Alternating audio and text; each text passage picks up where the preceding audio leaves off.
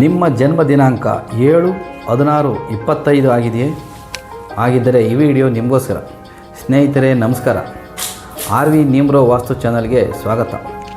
ಯಾರ್ಯಾರು ಹೊಸದಾಗಿ ನನ್ನ ವೀಡಿಯೋಸ್ ನೋಡ್ತಾ ಇದ್ದೀರಾ ಅವರೆಲ್ಲ ದಯವಿಟ್ಟು ಚಾನಲ್ನ ಸಬ್ಸ್ಕ್ರೈಬ್ ಮಾಡ್ಕೊಳ್ಳಿ ಅಂತ ಕೇಳ್ಕೊಳ್ತಾ ಈ ನಂಬರ್ 7 ಬಗ್ಗೆ ಮಾಹಿತಿಯನ್ನು ತಿಳಿದುಕೊಳ್ಳೋಣ. ಸ್ನೇಹಿತರೆ, 7 ಎಂಬುದು ನ್ಯೂಮರಾಲಜಿಯಲ್ಲಿ ಕೇತು ಗ್ರಹಕ್ಕೆ ಸಂಬಂಧಪಟ್ಟಿದ್ದು. ಕೇತುದ ವ್ಯಕ್ತಿತ್ವದ ಲಕ್ಷಣಗಳು ಏನಪ್ಪ ಅಂದರೆ, ಇವರು ಆಧ್ಯಾತ್ಮಿಕ ಮತ್ತು ರಹಸ್ಯ ವಿಜ್ಞಾನಗಳ ಬಗ್ಗೆ ಹೆಚ್ಚಿನ ಆಸಕ್ತಿ ಹೊಂದಿರ್ತಾರೆ. ಇವರು ಯಾವುದೇ ಮಾತನ್ನು ಮನಸ್ಸಿನಿಂದ ಮಾತಾಡ್ತಾರೆ, ಪ್ರಾಮಾಣಿಕ ವ್ಯಕ್ತಿಗಳಾಗಿರ್ತಾರೆ, ಜ್ಞಾನ ಮತ್ತು ಬುದ್ಧಿವಂತಿಕೆಯಲ್ಲಿ ತುಂಬ ಶ್ರೇಷ್ಠ ವ್ಯಕ್ತಿಗಳಾಗಿರ್ತಾರೆ. ಸ್ನೇಹಿತರೆ, ಕೇತು ಅಥವಾ ಈ 7ನೇ ನಂಬರ್ನ ಒಂದು ವೀಕ್ನೆಸ್ ಏನಪ್ಪ ಅಂದರೆ, ದಾಂಪತ್ಯ ಜೀವನದಲ್ಲಿ ಇವರಿಗೆ ಏರಿಳಿತಗಳು ಇರ್ತದೆ. ಹಾಗೆಯೇ ಪ್ರೇಮ ವಿವಾಹ ಅಥವಾ ಪ್ರೀತಿಯಲ್ಲಿ ವೈಫಲ್ಯಗಳು ಹೆಚ್ಚಾಗಿರ್ತದೆ. ಇವರು ಸತ್ಯವನ್ನು ಹುಡುಕುವ ಗುಣ ಹೊಂದಿರ್ತಾರೆ ಮತ್ತು ಇವರು ಉತ್ತಮ ಸಲಹೆಗಾರರಾಗಿರ್ತಾರೆ.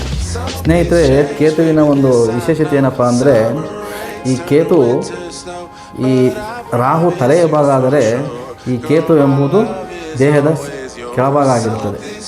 ಕೇತುವಿಗೆ ಮನಸ್ಸಿಗೆ ಹೆಚ್ಚಿನ ವಿಚಾರಗಳನ್ನು ಹಾಕೊಳ್ಳುವಂಥದ್ದು ಇದು. ಈ ಕೇತು ನಂಬರ್ಲಿ ಯಾರ್ಯಾರು ಜನಿಸಿರ್ತಾರೆ ಅವರೆಲ್ಲ ಮನಸ್ಸಿನಿಂದ ಯೋಚನೆ ಮಾಡೋದು. ಹೃದಯಕ್ಕೆ ಯಾವುದೇ ಒಂದು ವಿಚಾರಗಳನ್ನು ಮನಸ್ಸಿಗೆ ತಗೊಂಡು ಯೋಚಿಸುವಂಥದ್ದು, ಕೊರಗುವಂಥದ್ದು ಹೆಚ್ಚು. ಯಾರಾದರೂ ಏನಾರು ಅಂದರೆ ಈ ನಂಬರ್ಸಲ್ಲಿ ಹುಟ್ಟಿದವ್ರಿಗೆ ತುಂಬ ಮನಸ್ಸಿಗೆ ಹಾಕೊಳ್ತಾರೆ, ಅದ್ರ ಬಗ್ಗೆನೇ ಯೋಚನೆ ಮಾಡೋವಂಥದ್ದು, ಕಿರಿಕಿರಿ ಮಾಡ್ತಾರಂಥದ್ದು ಆ ಥರ ಜಾಸ್ತಿ. ಇವರಿಗೆ ಯಶಸ್ಸು ಸ್ವಲ್ಪ ಲೇಟಾಗಿ ಸಿಗುತ್ತೆ. ಇವರಿಗೆ ಸಕ್ಸಸ್ ಅನ್ನೋದು ಸ್ವಲ್ಪ ನಿಧಾನಗತಿಯಲ್ಲಿ ಸಿಗುವಂಥದ್ದು. ಇವರಿಗೆ ಗೌರ್ಮೆಂಟ್ ಕೆಲಸಕ್ಕಿಂತ ಸರ್ಕಾರಿ ಉದ್ಯೋಗದಲ್ಲಿ ಹೆಚ್ಚು ಬೆಳವಣಿಗೆ ಜಾಸ್ತಿ ಇರ್ತದೆ. ಸರ್ಕಾರಿ ಉದ್ಯೋಗ ಮತ್ತು ಸಂಶೋಧನಾ ಕ್ಷೇತ್ರದಲ್ಲಿ ಹೆಚ್ಚು ಅನುಕೂಲಕರ ಆಗ್ತದೆ.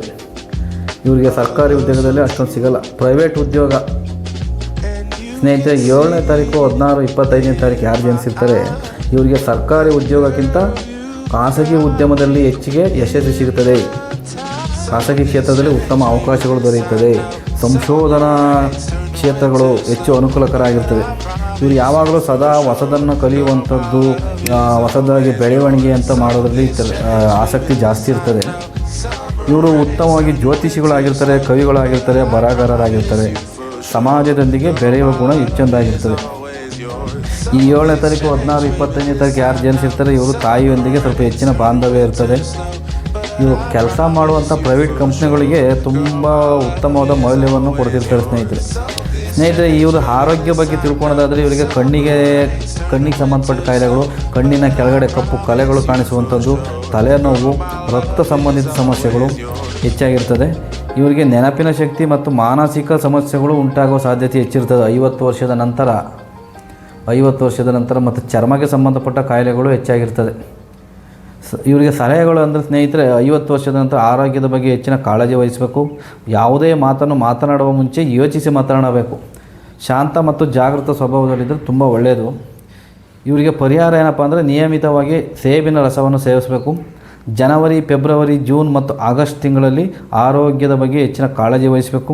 ಪ್ರತಿದಿನ ಸಮಯಕ್ಕೆ ಸರಿಯಾಗಿ ಊಟವನ್ನು ಮಾಡಬೇಕು. ವಿಟಮಿನ್ ಡಿ ಮತ್ತು ವಿಟಮಿನ್ ಇ ಸಮರ್ಪಕವಾಗಿ ಪಡೆಯಬೇಕು. ಪ್ರತಿದಿನ ವಾಕಿಂಗ್ ಮತ್ತು ವ್ಯಾಯಾಮ ಮಾಡೋದು ಒಳ್ಳೆಯದು. ಮೆಡಿಟೇಷನ್